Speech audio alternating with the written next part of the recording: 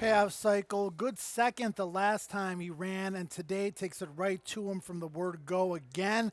This time seals the deal for Ricky Dumache and James Graham, the winning rider, 8-5 on payoff cycle. Excuse me.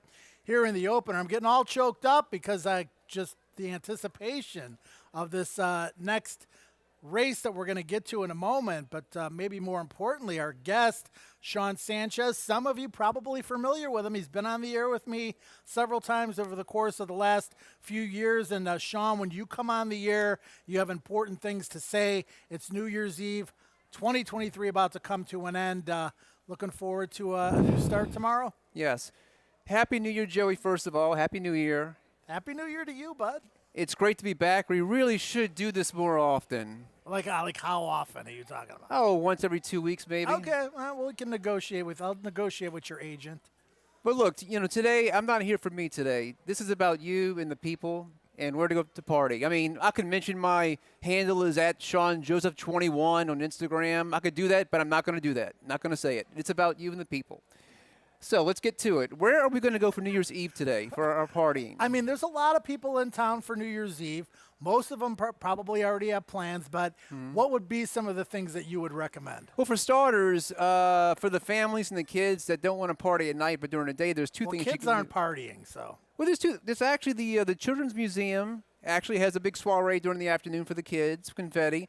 There's also the big parade. There's the new Sugar Bowl parade that goes downtown into the quarter. That's a kind of a newer thing. Is that today? I mean, that's That's today, this afternoon. Beautiful day for it, This yeah. afternoon, yes.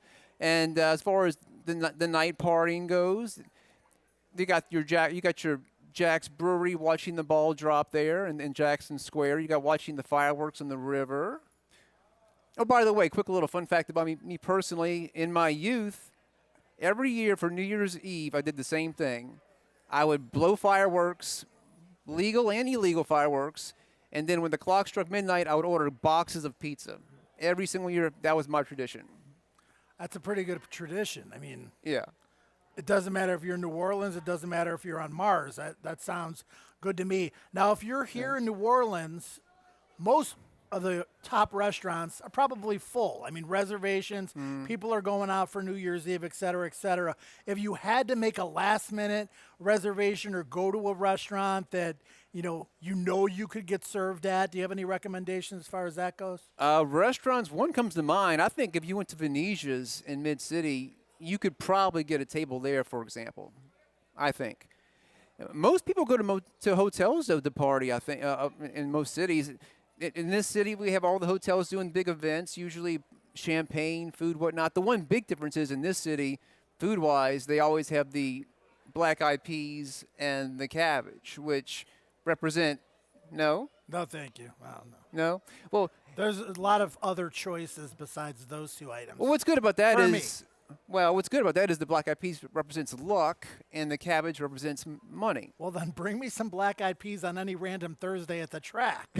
Well, the cabbage is the money, not just New Year's Eve. Yeah, cabbage is the money. Yeah. Let's take a look at some horses as the conversation continues here with 14 minutes to post. Sean, we talk about carnival season, Mardi Gras. When do we really get into the throes of all that good stuff? Well, January 6th is coming up. That's the 12th night. So within about a week and a half, that's when the party kind of gets started with the king cakes and the early parades and whatnot. Yeah. Cool. And you are an aspiring handicapper. Every time you pick a winner, you text me to tell me about it. It's usually in a race where I don't have the winner. So I don't know what your intentions are there. But you and I have the same pick in this race. We do. We have the same top pick. So why don't we talk about the condition of the race quickly first and tell the people there's a pick 4 here. Maiden 12-5 claimers. That's for horses that have never won. Mile and 70 yards of distance. And Johnny's Game is my top pick at 4-1. Your top pick as well. What about this Ben Curtis guy? Oh, God. Well, first of all, the owner, Bob Biasero, I got a chance to meet him this meet. A great guy, but also has a knack for picking the talent. And the fact that he's working with Keith Bourgeois, one of the leading trainers in this meet, he enlists Ben Curtis for the first time on this horse.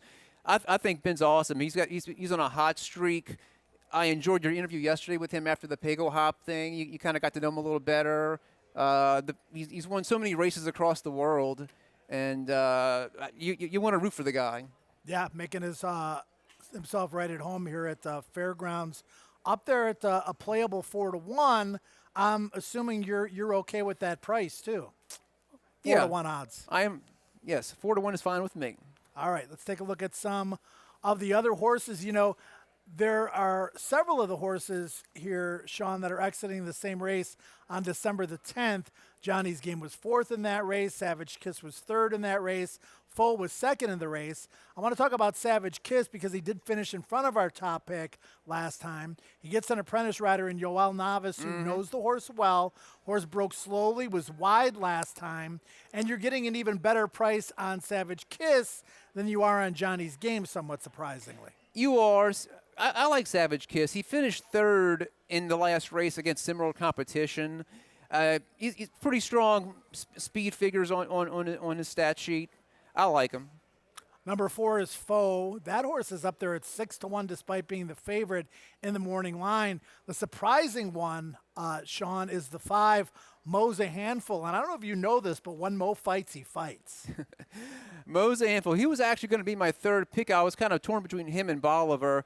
With Mo, the fact that Neil Peston is training him is the part that impresses me the most with him.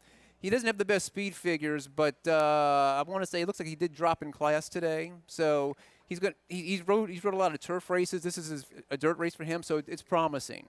Yeah, he ran 4th in a maiden special weight on the dirt here in March behind Promise Me a Ride and some other decent competition. The start prior to that, Bishop's Bay and First Mission, who wound up being 2 of the better 3-year-olds of 2023. And I think that's why people are backing this horse. He's 10-1 in the morning line. He's 2-1 on the tote board. It's because of that big class drop. Probably so. Probably, yeah, good call. Well, as far as the Foe horse goes, Joe, what I like about that horse is the fact that this horse is versatile. Runs on turf, runs on dirt, good speed figures. Hernandez is the mount.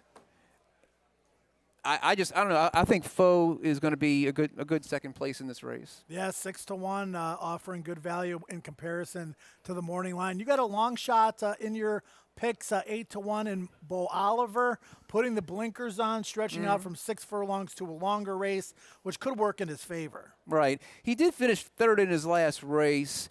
The fact that Jimmy Graham is now mounting this horse is part of the reason why I kind of had a good vibe about that one. Yeah, James Graham rode the winner, Vortex, on that December 3rd day, which was his 3,000th career win. Now he switches over to the horse, or one of the horses that he beat that particular day. New Year's Eve plans for you today? We're not doing the fireworks and the pizza and all that stuff. You broke that tradition? Long ago, yeah. I did the bar hopping last year for New Year's Eve. This year I have no plans. If you happen to throw a big party, Joe, I might go to your place.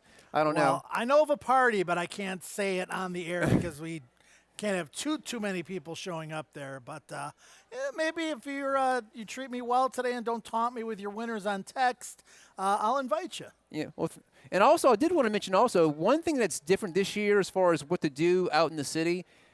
There is just a plethora, an abundance of all these music venues that are hosting acts tonight in the city, whether it's the Orpheum or the Sanger Theater, Tipitina's, the Fillmore, which I believe you've been to the Fillmore. Yeah, Fillmore's great. Rock and Bowl, In the Maple casino. Leaf, all these big acts. Who's at the Fillmore tonight? You got that? That's kind of a showcase of talent. The Yin Yang Twins Okay. is going to be there. The Soul Rebels. Galactic is going to be at Tipitina's. They actually co-own the bar. And who else we got going tonight? We got Hot 8 Brass Band at the Howlin' Wolf, Flow Tribe at the Blue Nile, Soul Brass Band at DBA. That's kind of different this year. All the big venues are actually hosting musical acts tonight. All right, well, we appreciate all of your insight on what to do in New Orleans on New Year's Eve. We work tomorrow, so we kind of have to behave ourselves to a large extent tonight. We'll bring it back on during carnival season. How about that? Sounds good, Joe. Thanks a lot. All right, Sean Sanchez, everybody. Won't you listen to the Sanchez? Race 2, pick 4. Good luck.